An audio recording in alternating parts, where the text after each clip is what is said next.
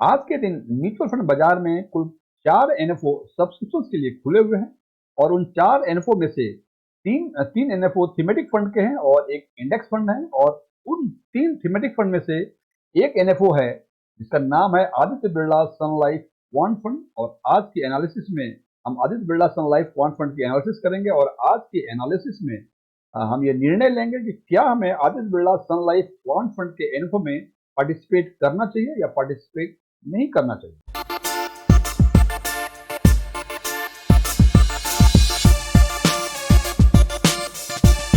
जैसा कि मैंने पहले बताया, आदित्य बिरला सन लाइफ बॉन्ड फंड एक ओपन एंडेड थीमेटिक फंड है। ये 10 जून 2024 को ऑलरेडी ओपन हो चुका है और इसकी NFO क्लोज होगी 24 जून 2024 को। और इनमें इनका जो टारगेट है, मिनिमम टारगेट 10 करोड़ रुपए मोबिलाइज करने का है। और यदि ये मिनिमम 10 करोड़ रुपए अपने NFO पीरियड में मोबिलाइज कर लेते हैं तो यूनिट्स का अलॉटमेंट NFO क्लोज होने के 5 वर्किंग डे के अंदर इनको अलॉट यूनिट्स करनी पड़ेंगी। और उस अलॉटमेंट डेट के 5 बिजनेस वर्किंग डेज के अंदर ये फिर से ओपन हो जाएगा for fresh purchase and repurchase. यदि इसकी बातें करें हम एंट्री लोड की, इस फंड में भी, इस NFO में भी एंट्री लोड 0 है, जबकि एग्जिट लोड का थोड़ा डिफरेंस है। एग्जिट लोड यहाँ लगेगा 0.5% ऑफ द NAV यदि आप परचेस करने के 90 दिनों के अंदर रिडीम करते हैं। तो मैं फिर रिपीट कर दूं, यदि यूनिट्स परचेस करने के 90 दिनों के अंदर यदि आप रिडीम करते हैं तो आपको 0.5% का एग्जिट लोड देना पड़ेगा। इसका मतलब यदि 90 दिनों के बाद यदि आप एग्जिट रिडीम करते हैं तो आपको कोई भी एग्जिट लोड नहीं देना पड़ेगा। इनमें एक सेबी के सर्वर के हिसाब से एक मैंडेट दिया गया है नॉमिनेशन का। इसका मतलब कि या तो आपको किसी को नॉमिनी अपॉइंट करना पड़ेगा, और यदि किसी को नॉमिनी अपॉइंट करना नहीं चाहते हैं तो नॉमिनेशन ऑप्ट आउट का फॉर्म आपको भरना पड़ेगा। यदि हम इन्वेस्टमेंट की बातें करें तो इसमें मिनिमम इन्वेस्टमेंट 500 रुपए का है और 500 रुपए के बाद आप ₹1 के मल्टीपल में कोई भी अमाउंट इन्वेस्ट कर सकते हैं, या तो वो SIP हो या लमसम इन्वेस्टमेंट हो। और यदि एडिशनल परचेज करना चाहते हैं उसके लिए भी 500+1 का ये दिए हुए हैं। इसका मतलब कि यदि एडिशनल एक बार परचेज कर लिया फिर से परचेज करने चाह रहे हैं तो उसमें भी कम से कम आपको 500 रुपए और उसके ऊपर ₹1 के मल्टीपल में कोई भी अमाउंट से परचेज कर सकते हैं। हर NFO की तरह, हर म्यूचुअल फंड की तरह इसमें भी प्लान एंड दो ऑप्शंस हैं। प्लान की बातें यदि करें तो डायरेक्ट और रेगुलर है, और ऑप्शंस की बातें करें तो ग्रोथ और IDCW है। हालांकि ग्रोथ ऑप्शंस को डिफॉल्ट माना गया है। यदि आप, इसका मतलब यदि आप IDCW ऑप्शन नहीं ऑप्ट करते हैं तो माना जाएगा कि वो ग्रोथ ऑप्शन है, बाय डिफॉल्ट माना जाएगा उसको। डायरेक्ट रेगुलर और ग्रोथ और IDCW के बारे में यदि आपको पता है तो अच्छी बात है। यदि चाहते हैं इसके बारे में कुछ और पता करना, आप हमारे प्लेलिस्ट में जाके इसके बारे में जानकारी और ले सकते हैं। इसका बेंचमार्क निफ्टी 200 PRI है और SIP की जो फ्रीक्वेंसी है ये मंथली और वीकली है। यदि हम इसका ट्रांजैक्शन चार्ज की बातें करें तो ट्रांजैक्शन चार्ज में दो दो स्थितियां आती हैं। एक स्थिति तब आती है कि यदि आप कोई वैलिड ARN होल्डर का हेल्प लें, और दूसरी स्थिति आती है कि आप खुद स्वयं इन्वेस्ट करें। तो ध्यान रखें कि यदि आप वैलिड ARN होल्डर का हेल्प या असिस्टेंस लेते हैं और यदि आपका लमसम या SIP का कमिटमेंट अमाउंट 10,000 से कम है तो वो कोई ट्रांजैक्शन चार्ज नहीं लगेंगे। लेकिन यदि लमसम और SIP का कमिटमेंट अमाउंट 10,000 या उससे अधिक है और आप वैलिड ARN होल्डर का असिस्टेंस ले रहे हैं तो आपको ट्रांजैक्शन चार्ज देने पड़ेंगे।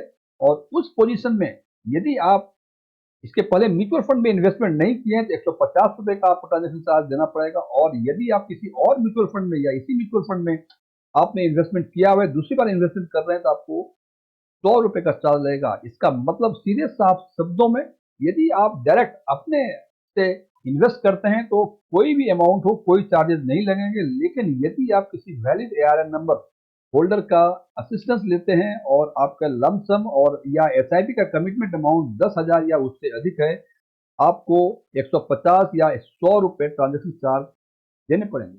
अब हम चर्चा करते हैं इसके टैक्स ट्रीटमेंट। ये जानना बहुत जरूरी है। ये एप्लीकेबल केवल इसी NFO के लिए नहीं है बल्कि सारे म्यूचुअल फंड्स के लिए है। पहला कंडीशन है कि यदि आप यूनिट्स के परचेस करने के 1 साल के बाद यदि आप रिडीम करते हैं और आपको गेन जो है 1 लाख रुपए से अधिक है, उस पोजीशन में 1 लाख से जितने अधिक अमाउंट बनेंगे उस पर 10% का आपको टैक्स लगेगा, जिसको कैपिटल गेन टैक्स बोलते हैं। और दूसरी स्थिति ये है, यदि आपने यूनिट्स परचेस करने के 1 वर्ष के अंदर ही आपने उसको रिडीम कर दिया या सेल कर दिया, तो जो भी गेन होंगे उस पर 15% का आपको कैपिटल गेन टैक्स देना पड़ेगा। इसका मतलब कि यदि आपने 1 साल के बाद रिडीम किया और आपका कैपिटल गेन 1 लाख या उससे कम है, तो आपको कोई टैक्स नहीं देने पड़ेंगे। लेकिन 1 लाख से फॉर एग्जाम्पल 1,10,000 रुपए हैं, तो 10,000 रुपए पे टैक्स 10%, यानी 1,000 रुपए का टैक्स देना पड़ेगा।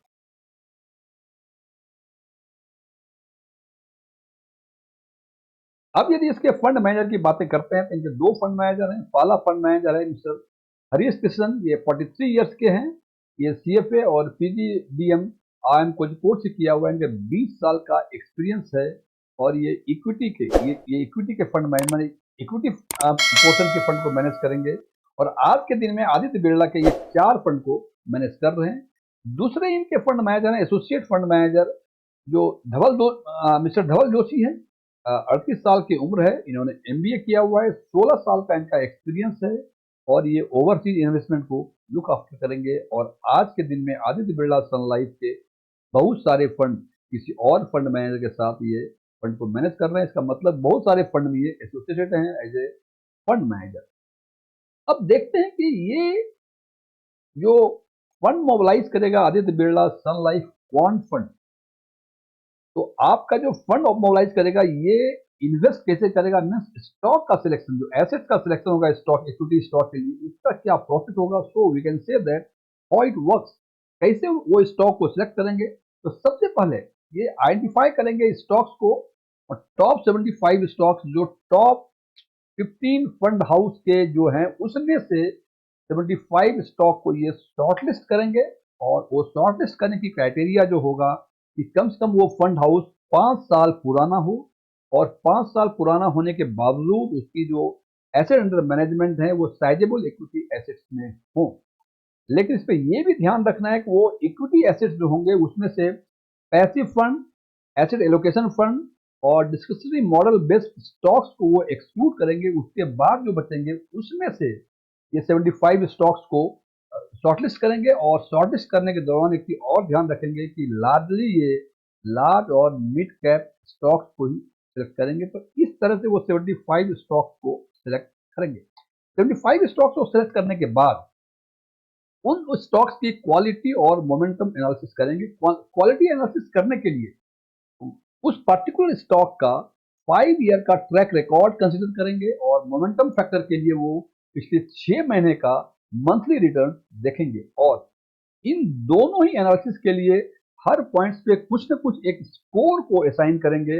और पर्टिकुलर स्टॉक का वो कंपोजिट स्कोर क्रिएट करेंगे कि इस स्टॉक का जो 75 स्टॉक्स जो शॉर्टलिस्ट किए हैं उसके कंपोजिट स्कोर क्रिएट करेंगे। और उस कंपोजिट स्कोर के बेसिस पे फाइनली ये 40 से 50 स्टॉक को सिलेक्ट करेंगे फॉर द एसेट लोकेशन। या यूं कह सकते हैं कि आपके जो फंड ये रेज किए हैं सब्सक्राइबर से, वो फंड इन 40 से 50 स्टॉक के बीच इन्वेस्ट करेंगे। और कैसे शॉर्टलिस्ट करेंगे उसके बारे में हमने चर्चा कर लिया कि सबसे पहले 75 स्टॉक को शॉर्टलिस्ट करेंगे। उसके बाद क्वालिटी और मोमेंटम एनालिसिस के आधार पर वो फाइनली 40 से 50 स्टॉक को सिलेक्ट करेंगे, उसमें आपका फंड को इन्वेस्टमेंट करेगा।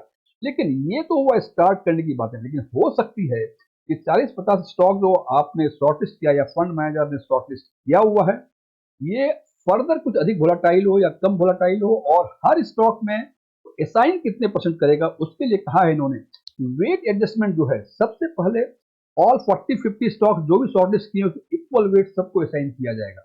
कहीं कोई वो नहीं, सबका इक्वल वेट्स मीन्स बराबर बराबर एलोकेशन हर 40 या 50 जितने भी स्टॉक्स को शॉर्टलिस्ट किए उसमें एलोकेट किया जाएगा। लेकिन उसके बाद ये देखा जाएगा कि वो स्टॉक जिसकी वोलाटिलिटी कम है उसमें हाई एक्सपोजर दिया जाएगा। और वो स्टॉक जिसका वोलाटिलिटी अधिक है उसमें कम एक्सपोजर दिया जाएगा। लेकिन जब हाईएस्ट एक्सपोजर दिया जाएगा, जो हाई एक्सपोजर जब दिया जाएगा, तो मैक्सिमम एक्सपोजर एक स्टॉक में 5% से अधिक नहीं होगा। इसका मतलब 40 से 45 स्टॉक इनिशियली इक्वल वेट के आधार पर एलोकेट की जाएंगे एंड आफ्टर सर्टेन इंटरवल उसकी वोलेटिलिटी की बेसिस पे वो एक्सपोजर कम या अधिक किया जाएगा, लेकिन किसी भी सिंगल स्टॉक में हाईएस्ट एक्सपोजर 5% से अधिक नहीं हो।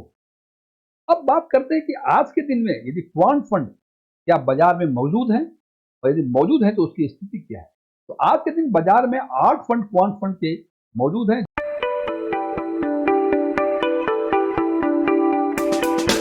और उन 8 फंड में से 7 फंड हैं वैसे जो 1 साल से अधिक पुराने हैं। इसका मतलब एक फंड ऐसा है जो अभी नया फंड है, 4-5-6 महीने का है। तो 1 साल से अधिक 7 पुराने फंड हैं, उसमें से एवरेज जो ट्रेलिंग रिटर्न है वो 42.51% है और हाईएस्ट जो है उन 7 फंडों में से सबसे अधिक 62.8% है, जो कि क्वांट फंड है। यदि 3 साल से अधिक पुराने फंड की बातें करें तो कुल 5 फंड हैं आज के दिन में और उन 5 फंड का एवरेज रिटर्न 3 इयर्स का CAGR इट इज 13.18% और सबसे अधिक इन 5 फंड में से 33.4% का रिटर्न है, जो कि क्वांट फंड है। 5 साल से अधिक पुराने 2 फंड हैं, उन 2 फंड में का जो एवरेज रिटर्न है 18.31% और जो हाईएस्ट रिटर्न है 20.94% और वो निपॉन इंडिया का क्वांट फंड है। और 10 साल से अधिक पुराने केवल एक ही फंड है, वो निपॉन इंडिया फंड का है, इसलिए इनका एवरेज और हाईएस्ट रिटर्न इट इज 13.83%। अब हमें चर्चा ये करनी है, ये सारी एनालिसिस कर ली, कितने फंड्स आज के एग्जिस्टिंग फंड्स हैं उसके बारे में बातें कर ली, ये फंड को कैसे एलोकेट करेंगे, इस NFO का क्या फीचर है ये बातें कर रहे हैं। लेकिन जो मूल बातें हैं कि आखिर इस फंड में हमें, इस NFO में हमें इन्वेस्ट करना चाहिए, हमें क्या करना चाहिए, तो सबसे पहले देखें इसमें अच्छी बातें बता दें, लेकिन कुछ चीजें ऐसी हैं जो इन्वेस्टर्स को जानना जरूरी है। सबसे पहला कि क्वांट मॉडल जो है it is relatively new phenomena, बहुत टेस्टेड नहीं है। हालांकि निपॉन इंडिया का क्वांट फंड 10 साल से अधिक पुराने हैं, लेकिन स्टिल ये माना जाता है कि ये न्यू फेनोमेना है और इनका परफॉर्मेंस जो है पिछले 10 साल का, हालांकि 10 साल से पुराने एक ही फंड है, 5 साल या 3 साल से अधिक पुराने कुछ फंड हैं, तो इनका परफॉर्मेंस जो है ये मिक्स्ड है। आपने देखा कि 1 साल और 3 साल में क्वांट फंड का काफी अच्छा परफॉर्मेंस था, लेकिन 5 साल और 10 साल में ये परफॉर्मेंस निपॉन इंडिया का था। हालांकि 5 साल और 10 साल में परफॉर्मेंस बहुत अच्छा नहीं था और कुछ फंड ऐसे हैं जो कि बेंचमार्क रिटर्न है उसको वाइड मार्जिन से बीट किया है, लेकिन कुछ ऐसे भी फंड हैं जो बेंचमार्क रिटर्न को अटेन करने के लिए स्ट्रगल कर रहे हैं। दूसरी चीज है ये क्वांट मॉडल जो है dependent on the quant models used by the fund houses और different fund houses quant models को डिफरेंट तरीके से यूज करते हैं। तो ये भी देखना जरूरी है कि क्या ABSL का ये फंड क्वांट फंड, इनके जो फंड मैनेजर हैं क्वांट मॉडल को कैसे यूज करते हैं, ये भी देखना जरूरी है। और यदि हम बात करें कंक्लूड करने की, आखिर इन सब बातों को मद्देनजर रखते हुए क्या करना चाहिए, हम कह सकते हैं यदि आप थोड़ा सा रिस्क लेना चाहते हैं and if you are confident in the quant model as a study, ये देखिए ये निर्णय लेना आपको है कि थोड़ा रिस्क लेना चाहते हैं। If yes then go ahead. उसके बाद देखना है कि यदि क्वांट मॉडल में आप कॉन्फिडेंट हैं, तो ये दोनों ही बातें हैं, small portion of your portfolio आप इसमें इन्वेस्ट कर सकते हैं। ये क्वांट मॉडल की बातें हुई, लेकिन इसमें ये रिस्क है जैसे मैंने बताया कि it is dependent on the quant models used by the fund houses, जिनके फंड मैनेजर हैं या फंड हाउस इस क्वांट मॉडल को किस तरह से यूज करते हैं उस पर इनका परफॉर्मेंस डिपेंडेंट होता है। सो ये निर्णय आपको लेना है इन दोनों बातों के मद्देनजर रखते हुए।